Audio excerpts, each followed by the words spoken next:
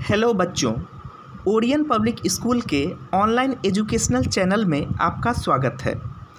आज मैं आप लोगों को कक्षा 8 का चौथा पाठ पढ़ाऊंगा। यह एक कविता है और जिसका शीर्षक है हमें न बांधो प्राचीरों से।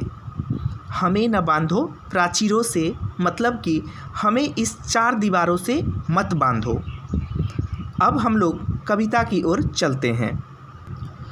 हम पंछी उन्मुक्त गगन के पिंजरबद्ध न गा पाएंगे, कनक तीलियों से टकराकर पुलकित पंख टूट जाएंगे।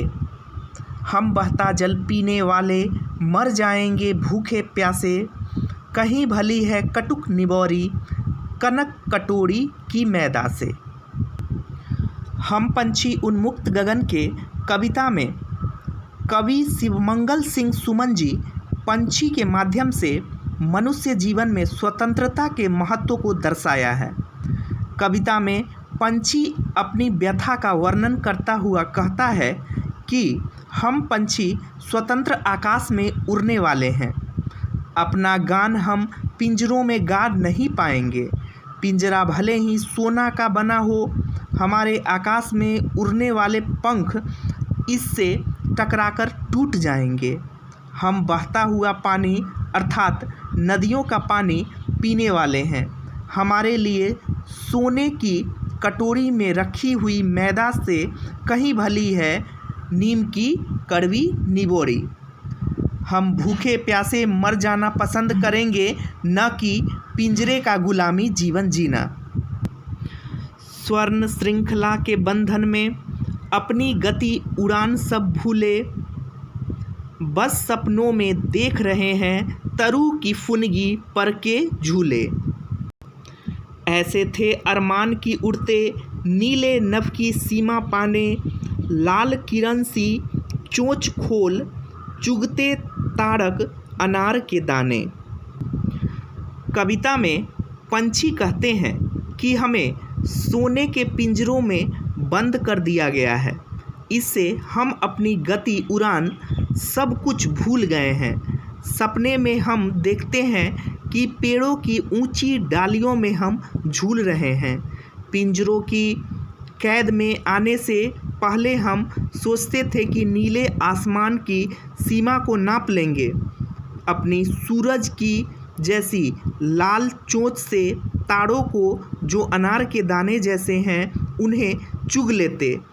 यह सब मात्र कल्पना है, क्योंकि हम पिंजरों के बंधन में कैद हैं। होती सीमाहीन क्षितिज से इन पंखों की होड़ा होड़ी, या तो क्षितिज मिलन बन जाता या तंती सांसों की डोरी। नीर न दो चाहे टहनी का आश्रय छिन्न भिन्न कर डालो, लेकिन पंख दिए हैं तो आकुल उड़ान में विघ्न न डालो। पागल प्राण बंधेंगे कैसे नभ की धुंधली दीवारों में, हमें न बांधो प्राचीरों से। हमें न बांधो प्राचीरों से।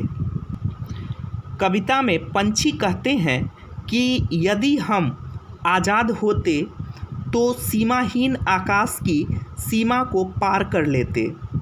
हमारे पंखों की उड़ान से आकाश की क्षितिज की प्रतिस्पर्धा होती। यह प्रतिस्पर्धा में हम आकाश की ऊंचाइयों को माप पाते या हमारे प्राण पखेरु उड़ जाते। पंछी कहते हैं कि हमें भले ही रहने का स्थान न दो, हमारे घोंसले को नष्ट कर दो, किंतु हम पंछी हैं, उड़ना ही हमारा काम है। अतः हमारे नैसर्गिक अधिकार अर्थात उड़ने में बंधन मत बांधो। अब मैं अंत में इस कविता का सारांश बता रहा हूँ। हम पंछी उन्मुक्त गगन में कवि शिवमंगल सिंह सुमन जी ने पंछियों के माध्यम से आज़ादी और उनके मूल्य का अर्थ बताया है। सोने के पिंजरे और सोने की कटोरी में मैदा खाने से जीवन का अभिप्राय सफल नहीं होता है। पराधीन व्यक्ति सिर्फ सपने देख सकता है, वह स्वतंत्र रूप से विचरण नहीं कर सकता है। कविता के प्रारंभ में ही पंछी आकाश में स्वतंत्र रूप से विचरण करने की कामना करते हैं।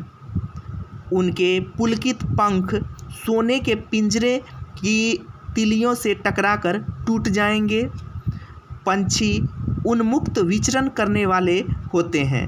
वह नदियों, झरनों, झरने का पानी पीने वाले हैं। वे भले ही भूखे प्यासे मर जाएंगे, उनके लिए नीम की कड़वी निवोरी ही अधिक प्यारी है। सोने की कटोरी में मैदा सिर्फ गुलामी है।